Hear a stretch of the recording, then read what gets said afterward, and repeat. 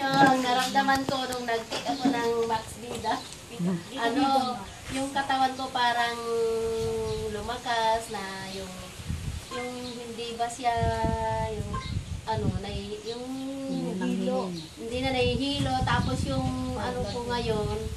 Ma'am, excuse lang po. Pwede po ulitin niya tapos sabihin ko pagpakilala po kayo.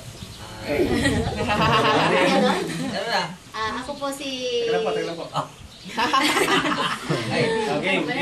Ako si Awing Soliva, Kumitang Santo Domingo, Nueva Ecija. Ang po sa Vida Max, ang masasabi ko lang sa Vida Max, yung pakiramdam ko noon na nahihilo, tumataas yung presyon ko. Ngayon, nung nag-take ako ng Max Vida, okay na yung... Grabe. Ano po yung BP niyo po? 218 over 140 noon.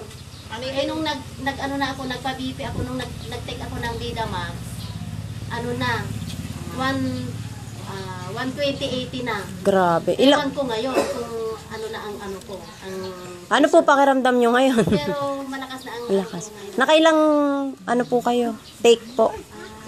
Naka-isang buwan ako Na nag-take po, isang bottle po. Isang bottle. Ayan. Ganun lang, okay. Palakpakan naman natin si